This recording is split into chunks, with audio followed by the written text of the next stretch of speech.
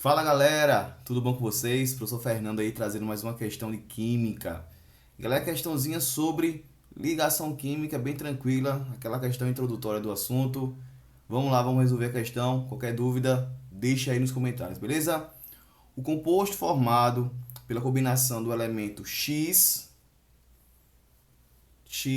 que apresenta aí 20 prótons, com o elemento Y, que apresenta aí 9 prótons, provavelmente tem fórmula. Então ele quer saber justamente, gente, a fórmula molecular entre o X e o Y depois que ele formar a ligação química, certo?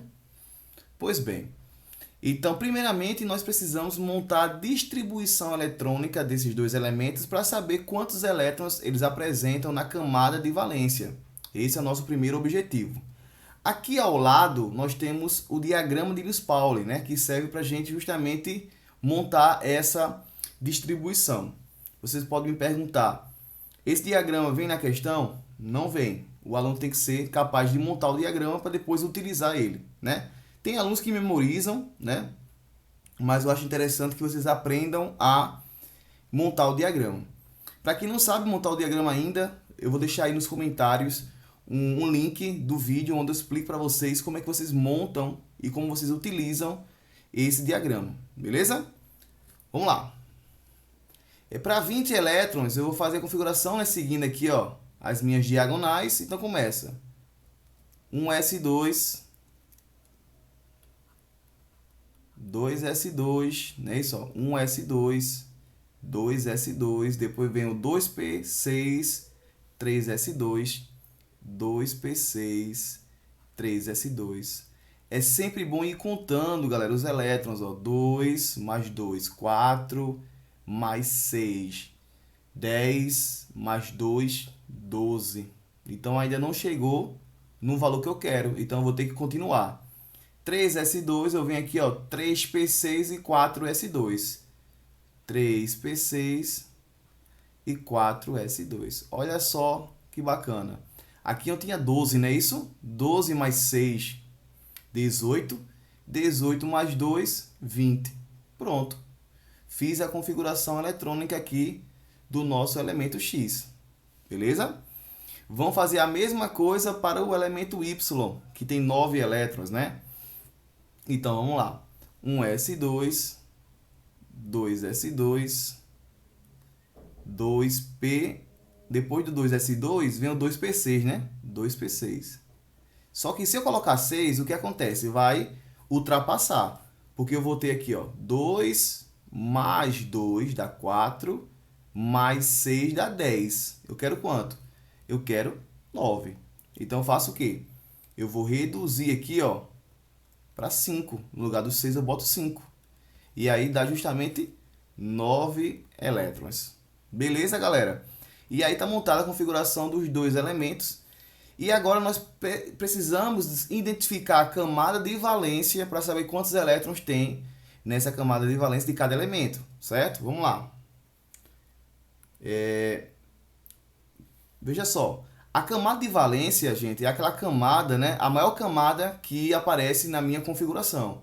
Para você olhar a camada em uma configuração eletrônica, você vai olhar para esses valores aqui da frente, ó. 1, 2, 2, 3, 3, 4. Esses valores são as camadas, galera, certo? Então, aí nesse caso, o 4 é a maior camada que nós temos, né? Então, a camada de valência do X vai ser justamente o 4s2. Beleza? Vamos agora para o nosso Y. Camada número 1, camada 2, camada 2. Observa que eu só tenho aí duas camadas, então a camada 2 é a maior. Então a minha camada de valência vai ser tanto o 2s2 como também o 2p5, porque ambos têm aí, ó, camada 2, certo? Beleza, então eu já sei o quê? Vamos lá.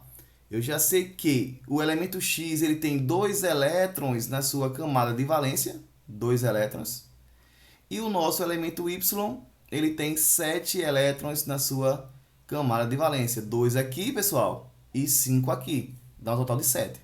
Certo? Pois bem, Existe uma regrinha que diz o quê? Uma regrinha bem massa aqui referente à ligação iônica, porque essa ligação que vai ocorrer aí vai ser justamente a ligação iônica. Quando o elemento terminar com um elétron, ele vai tender a perder esse elétron para ficar com a carga mais um. E isso para se estabilizar, certo? Quando o elemento terminar em 2, que é o caso do nosso elemento X, ele vai perder os dois elétrons, ficando com a carga mais 2, certo? E se terminar em 3, ele vai perder 3 elétrons e vai ficar com mais 3. Agora, se terminar em 5, ele vai ganhar 3 elétrons, ficando com a carga menos 3. E aqui, ó, se ele terminar em 6, ele vai ganhar 2 elétrons, ficando com a carga menos 2. E se terminar em 7, que é o caso do meu Y, ele vai ganhar 1 elétron para ficar com menos 1. Mas por que isso? Vamos entender. Se o elemento terminou com 7 elétrons, para se estabilizar, ele tem que seguir a regra do octeto, que diz o que para a gente? Para um átomo ser estável, ele precisa ter 8 elétrons na sua camada de valência. 8. Então, se esse Y tem 7, ele precisa ganhar apenas um único elétron. Por isso que a carga dele é menos 1, certo? E nesse caso do nosso X, que terminou com 2 elétrons, o que acontece? Ele vai perder esses 2 elétrons, por quê? Porque quando ele perder esses 2 elétrons, a minha camada de valência passa a ser agora o 3s2 e o 3p6. Depois que ele perde o elétron aqui, ó, do subnível 4s2, certo? A sua camada de valência passa a ser quem agora? O 3s2 e o 3p6. Que quando eu somo aqui, eu tenho, ó, 2 com 6, dá quanto? Dá 8. E aí todo mundo se estabiliza, certo?